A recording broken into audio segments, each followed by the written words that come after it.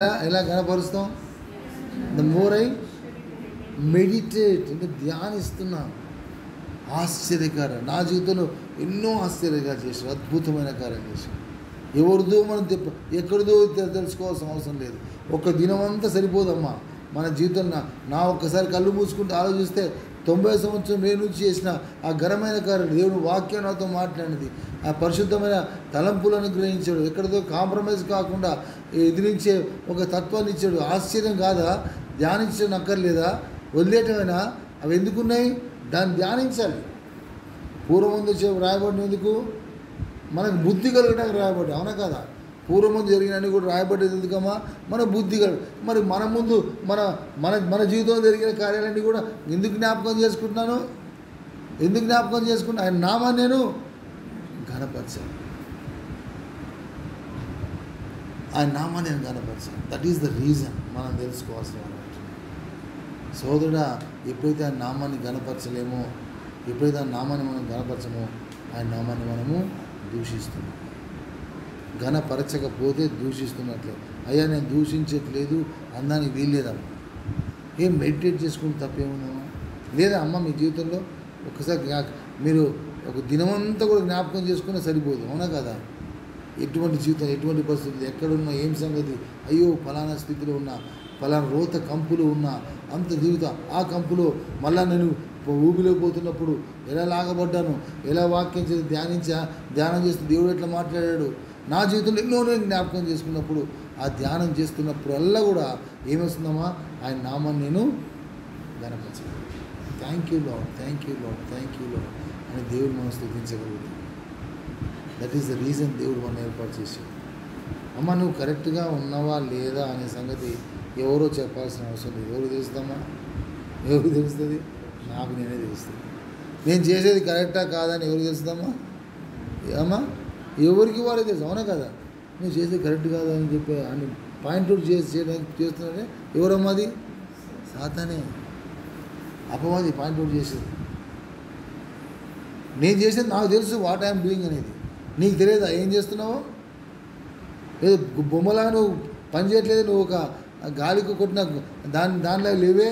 You know what you are doing, I know what I'm doing. మనందరికీ మనం ఏం తెలుసు? ప్రతిరోజు దేవుని వాక్యం వింటున్నాం, సంతోషం వస్తుంది, దేవుని యొక్క ఆనందం పొందగలుగుతున్నాం, అవునా కదా?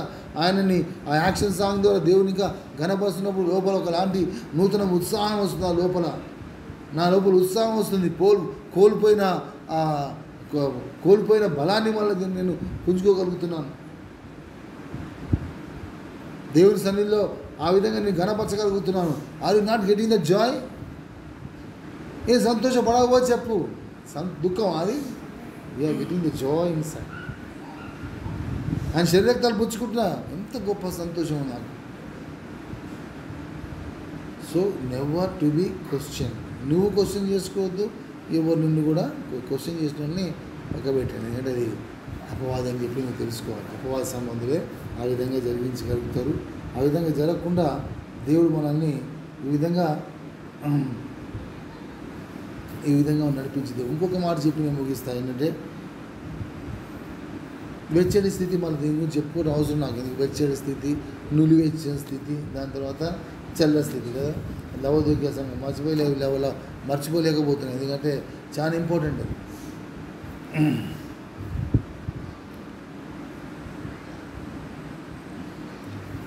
సమయమందును అసమయమందును బహుగా ఫలించటం. ఏంటమ్మా? ఇదే స్థితి, వెచ్చని స్థితి. అయ్యా ఇప్పుడు టైం కాదు, సమయం ఉండని సమయం, అది అసమయం అని కానీ మంచి సమయం. ఏ సమయంలోనే ఏం చేయాలి నేను? ఇది ఈ 3 పెట్టుకో ఇక్కడ. ఏ 3? ఆయన నామాన్ని నేను మహిమపరుస్తా, ఆయన హెచ్చిస్తా, ఆయన మహిమ చేత నింపబడతా, ఆయన నామాన్ని నేను ఘనపరచగలుగుతా. సమయమందును అసమయం. అయ్యా నా టైం లేదా? వీళ్ళు టైం లేదంటే okay, very good, praise the lord. Time లేకపోయినా టైం ఉన్నా ఏం చేస్తున్నా నేను? ఈ విధంగా ఆయన నామాన్ని హెచ్చించగలుగుతున్నా, మహిమపరచగలుగుతున్నా. అదేంటమ్మా? ఈరోజు ఏ స్థితిలో ఉండాలని ఇష్టపడుతున్నావో అని జ్ఞాపకం చేసుకో. సహవాసం ఉన్నది, వాక్యం ఉన్నది, తర్వాత కాపరత్వం ఉన్నది, అనుదిన కూడికలు ఉన్నాయి. గమనించాం, అనుదిన కూడికలు ఉన్నాయి, సహవాసం ఉంది, వాక్యం ఉన్నది, నడిపింపు ఉన్నది. ఇవన్నీ ఉండగా కూడా ఏంటమ్మా ఈ విధంగా మనము సమయమందును అసమయమందును బహుగా ఫలించకపోతే వెచ్చని స్థితి. అప్పుడు దాని ప్రకారము మరి నులివెచ్చని స్థితి ఏంటంటారు? కొన్నిసార్లు ఫలిస్తా, కొన్నిసార్లు ఫలిస్తా, గుర్తుంటే చేస్తా, గుర్తు లేకపోతే మర్చిపోతే, ఇష్టమైతే చేస్తా, కష్టమైతే మానుకుంటా.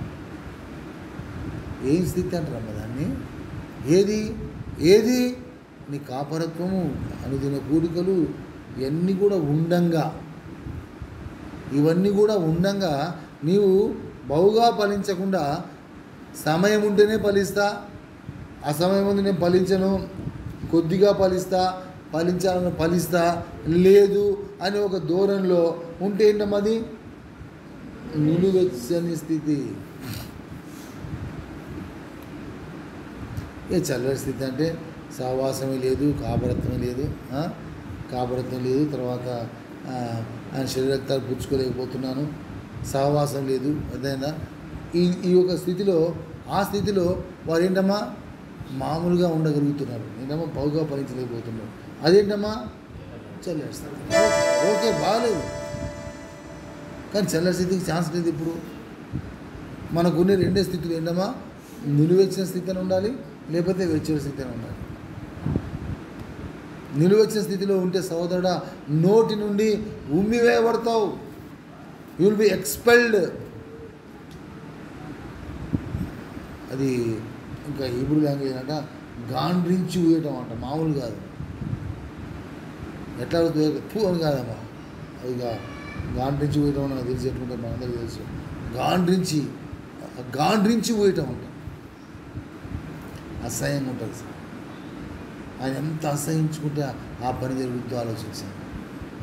ఏమైందమ్మా ఈరోజు పరిస్థితులు చూస్తే కూడా ఎంతో భయంకరంగా ఉన్నాయి.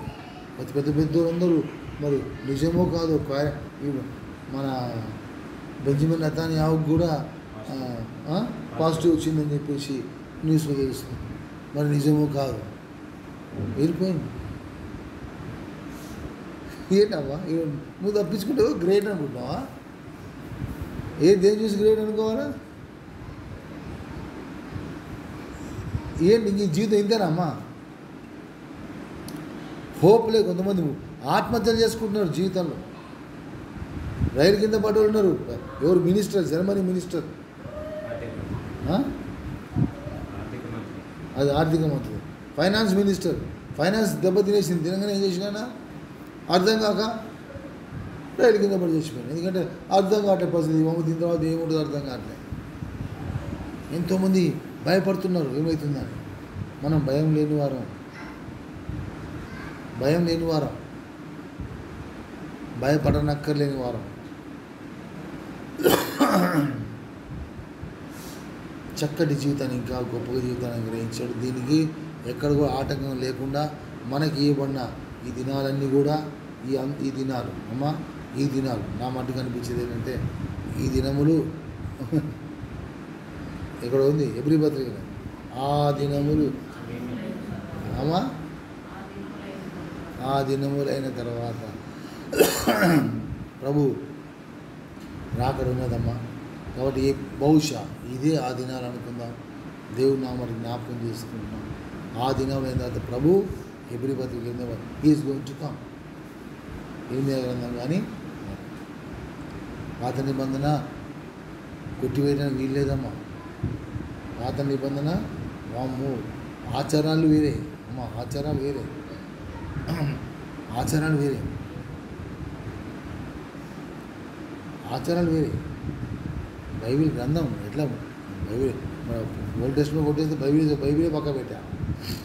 ప్రభు అన్నాడు ధర్మశాస్త్రం ఏ ముక్క ఏ పొల్లు కూడా పోదన్నాడు. గమనించి విధంగా చక్కటి జీవితాన్ని జీవించి వెచ్చటి స్థితిలో మనం కనబడి దేవుని కనపరుచుకుంటూ ఉందాం. దేవుడు ఇచ్చిన